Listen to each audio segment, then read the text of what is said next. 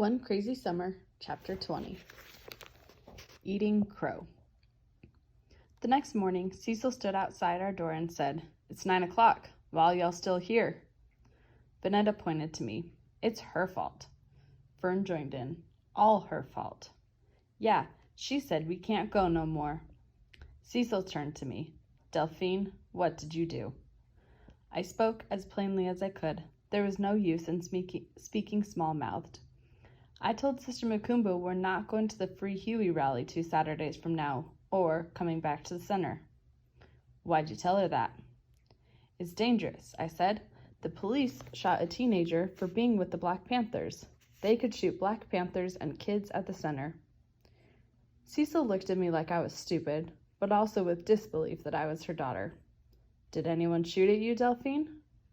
Her voice was calm and clear, not crazy.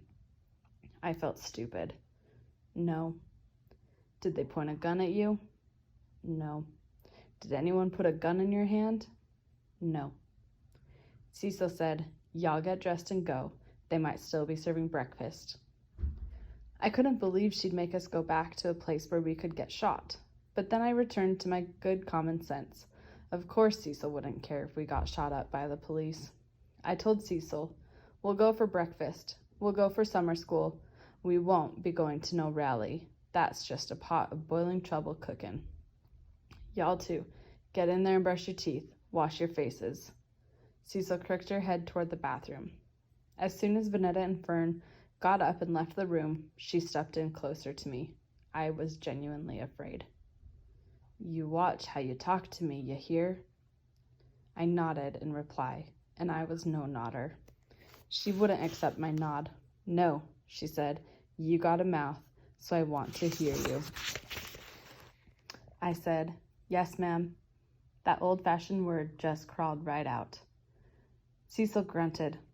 "That's the problem right there, his mammy. You sound just like her, like a country mule." I think that set Cecil off more than me saying we weren't going to the rally, me sounding like Big Ma. Cecil went back to her kitchen, fussing up a full steam like she was talking to someone. Me. That she couldn't have us here messing up her peace of mind, and that she couldn't work with us in her house. Cecil carried on a full conversation, on and on, as we walked out the door. Crazy. Vanetta and Fern were only too glad to be headed toward the center. They couldn't stop rubbing it in. "See, Delphine, you can't tell us what to do," Vanetta said. "Surely can't." "'Cause we're going to the center and we're going to the rally." "Surely are." "And we're going to sing our song and do our dance. And you can't be in it with us." But Fern didn't go along with Vanetta on that last one. Not that I wanted to be in it. Still, a small part of me was glad. Fern had always been mine. I wasn't in a hurry to go inside when we got to the center, but I followed my sisters when they pushed the doors open. Vanetta and Fern couldn't eat the late breakfast and rejoin Sister Makumba's class fast enough. I found myself dragging behind them, feeling badly for myself. No one ever called it take back, eating crispy fried chicken. They called it eating crow, and with good reason. Not that I'd actually eaten a black crow, but with my words stuck in my throat and my eyes cast down, I knew what eating crow was. I knew that having to eat crow when you were once proud and right was like swallowing a hunk of tough, chewy crow meat that wasn't about to go down easy. Sister Makumba didn't make me feel like the nothing I knew I was.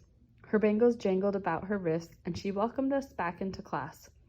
Everyone was practicing their parts in a play for the rally, and she said we had arrived just in time. They could use some more actors for the class's reenactment of Harriet Tubman leading slaves to freedom. Vanetta was mad because Janice was to be Harriet Tubman. I knew I'd hear about Vanetta missing out on being the star of the play for the next 7 days. Later, after Sister Pat led us through calisthenics in the yard, Eunice came over and sat with me. "Thought y'all weren't coming back." "We weren't." "Then why you here?" Eunice had a lot of nerve and a lot of mouth, asking me why my sisters and I were back at the center. I had nothing to say to Eunice. I already felt bad. I shrugged, although I was no shrugger. You were just showing off, telling Sister Makumbo how you and your sisters weren't coming to the rally, like you're in charge. For your information, I am in charge of my sisters. Oh, yeah? So why are you back then? The last thing I would do was tell Eunice Inkton that we were here because Cecil shooed us away to write her poems. 'Cause, I said. I couldn't figure out why Eunice sat there with me. It was bad enough to feel stupid. I didn't need anyone sitting with me reminding me of it. My sisters were having a good time. Fern and the youngest Inkton girl, Beatrice, taught each other hand-clapping songs. Janice and Vanetta chased after Hirohito and his friends. But they were only after Hirohito. He'd zig left and right, escaping the girls each time as they came within tagging distance. Finally, Janice managed to tag him and run. Vanetta was upset that she hadn't tagged him first, but that didn't stop her from cackling and squealing along with Janice. Janice and Vanetta were one and the same fool. Eunice beat me to making a sound of disgust.